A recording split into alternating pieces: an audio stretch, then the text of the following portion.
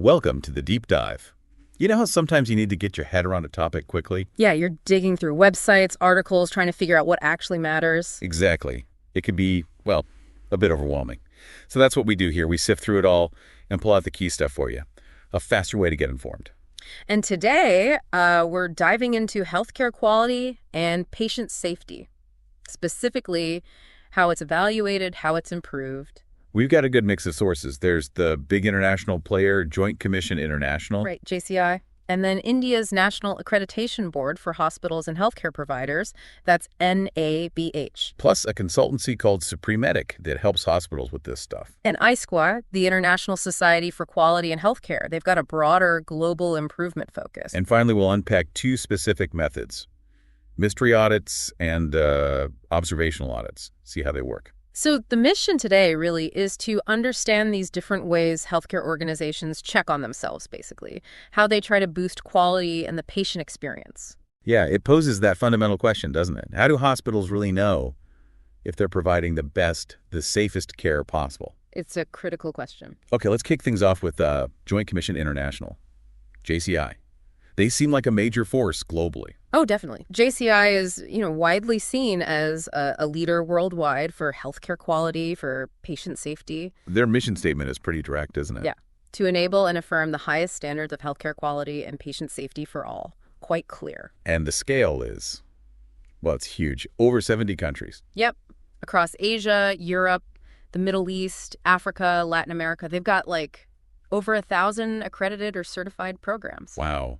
Supported by hundreds of experts, too, I saw. Over 600. It's a significant operation. And, what's interesting is hearing from the hospitals themselves. Ah, right. The testimonials. What do they say? Well, leaders consistently mention things like better teamwork, improved coordination between departments. I remember one quote, Alex Land from Hong Kong Adventist Hospitals said it was like one of the best team-building exercises. Exactly. And Shiji Kurian at Burjil Farha Hospital mentioned the competitive edge, plus building community confidence. And Imad Sadak from Emirates Hospitals Group talked about adding value, boosting patient confidence. Roxana Fulton at Cornish Hospital, too, emphasizing it shows their commitment to, meeting top international standards. It really sounds like it's more than just getting a certificate to hang on the wall.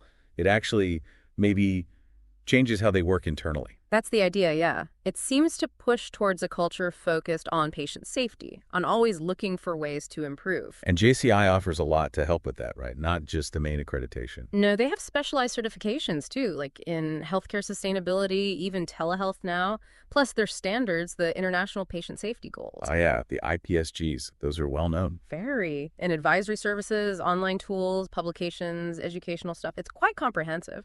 And they're looking ahead, too. They've got that Unify 2025 conference in D.C. coming up. Right, tackling current healthcare challenges. It all ties back to their vision, really. Zero harm, highly reliable care through continuous improvement. Okay, so JCI sets a kind of global standard, but countries often have their own bodies, too, right? Like in India, you mentioned NABH. Exactly. The National Accreditation Board for Hospitals and Healthcare Providers. It's part of the Quality Council of India. And their job is specifically accreditation within India. That's right. They aim to set benchmarks suited for, the Indian health industry, keeping consumer needs in mind. How does it differ maybe from a global body like JCI? Is the focus different given it's national?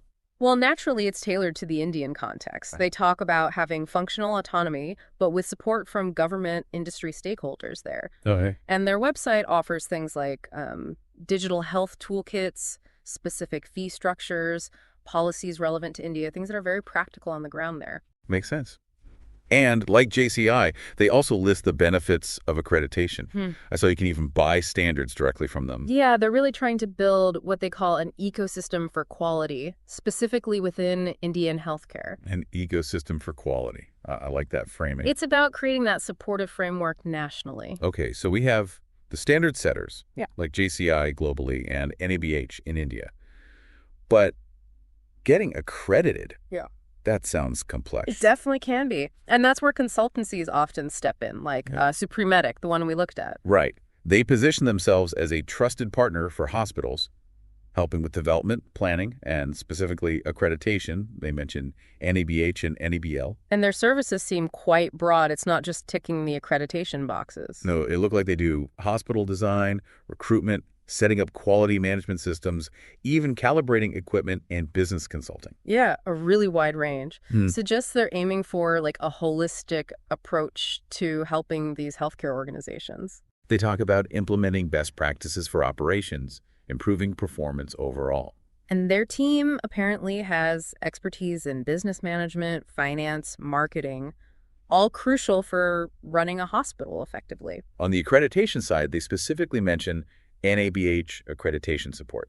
So they know the paperwork, the SOPs, managing medical records. The practical nuts and bolts of it. And here's a really interesting part. They mentioned potentially collaborating on investments, taking equity as a fee. Yeah, that stood out.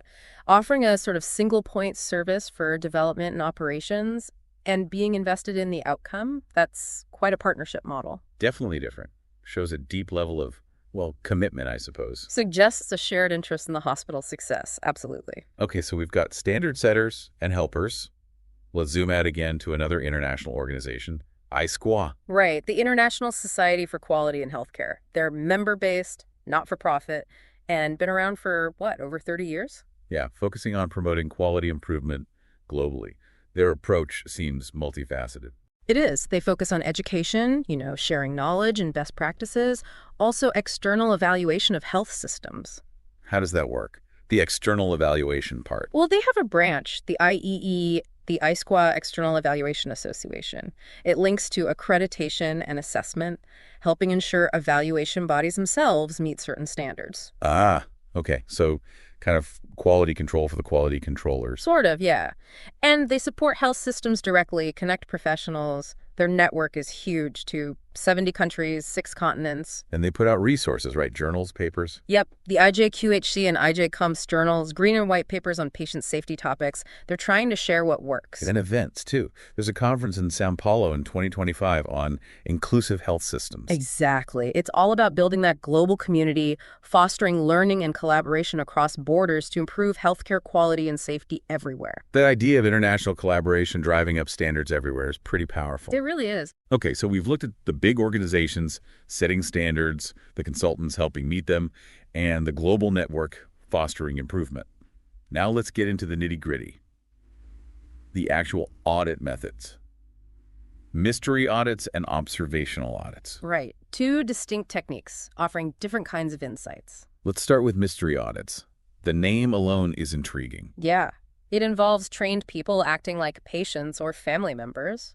Posing, basically. Undercover shoppers, but for healthcare. Kind of. The goal is to get an objective, real-time feel for the actual patient experience. What's it really like? So they're looking at things like communication, how clean the place is, staff interactions. Exactly. And the key is the staff don't know they're being evaluated. Ah, so you see their normal, everyday behavior, not putting on a show. Precisely. It gives you that unfiltered patient perspective, can really highlight areas for improving the experience, fixing service gaps. The feedback is immediate. Okay, so that's mystery audits undercover, focused on experience.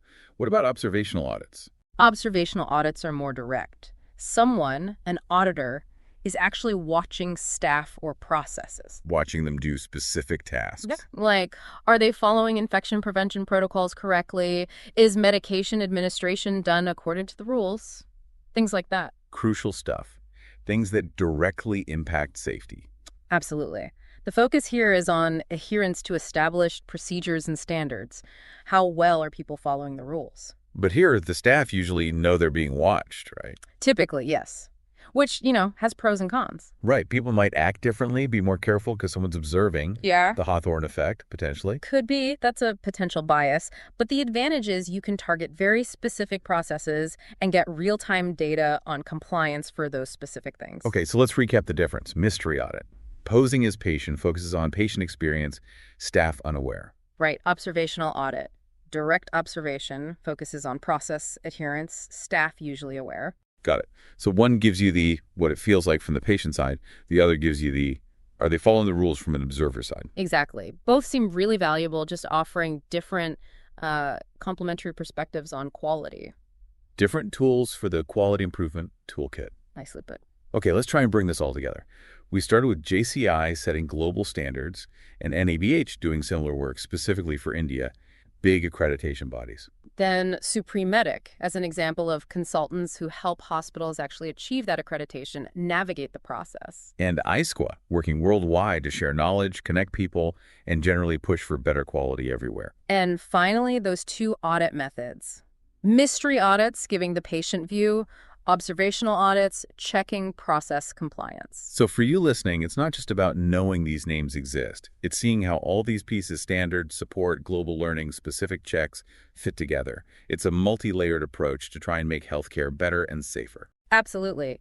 Understanding these different angles, from the high-level standards down to the details of daily practice, is key if you're interested in how healthcare quality actually works. It really leaves you thinking, though. With all these methods, accreditation, audits, consultancies, what do you think is ultimately the most crucial element for ensuring care is genuinely high quality and safe? That's a tough one.